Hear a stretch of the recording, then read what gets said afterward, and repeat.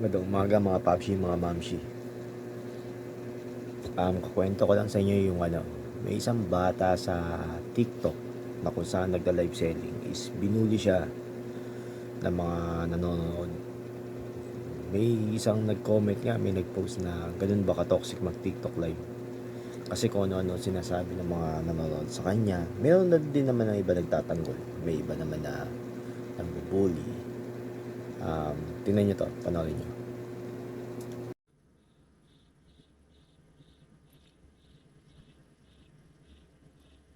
Okay, pamain ako dito. Pamain ako dito ng tihim, ha? Sige, Ray. Yung nakita ko. Sige, Ray, Kuya Ray. Kuya Ray, pa-SSD, Kuya Ray. Kuya Ray, pa-SSD ako. Hintayin ko na si Kuya Ray natin. SSD. Kuya Ray, SSD po.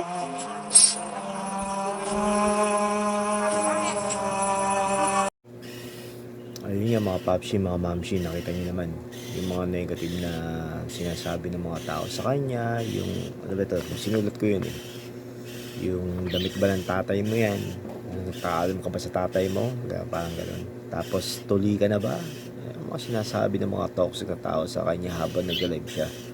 Tapos sinabi pa, may nag-comment pa din, benta mo kay Boss Toyo. Nakaka, nakakaloko eh, no? Tapos may nagsabi pa din na na ito, ayun, tahol ka muna para makabenta. 'Di ba? Meron din naman nagtatanggol sa bata, kagaya ng huwag niyong kupalin, support tayo sa hustle boy, tapos tapos may nagsasabi pa ang daming kupal na pa cool kids, ganyan. Yun, sinulat ko yung mga comment ng mga tao sa kanya. Tapos nagde-negosyo ng maayos, huwag niyong pagtripan, huwag niyong kupalin, gano'n. Tapos meron pang ayun, sabi, keep it up idol, angat ka din. Kasi sinabi ng bata na wala namang masama kung gusto kong umangat sa buhay, gano'n. Yun, kumbaga, may mga tao talaga na negative at saka positive. May mga malakas mag-trip, may mga tao na pagtatanggol naman yung bata. Sa bagay, side ako sa bata kasi wala namang masama kung gusto niya umangat sa buhay, kung gusto niya umasil, kung doon siya kikita eh. Kahit kumita siya 50 pesos, 100 sa isang araw, hindi na masama. At least may 100 ka isang araw, may pambili ka ng sardinas bigas mo. Tangin na, mahal ng bigas, no? 65 na pala, putik.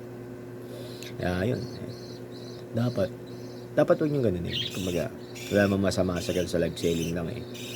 Gusto lang nilang makatulong siguro sa magulang niya, gusto lang niya may pambili siyang bago siguro ng damit, kaya siya umahasel. Kaya yun, sa inyo yung comment nyo mga papsi, mga mamsi, basahin ko yan. Thank you, bye bye.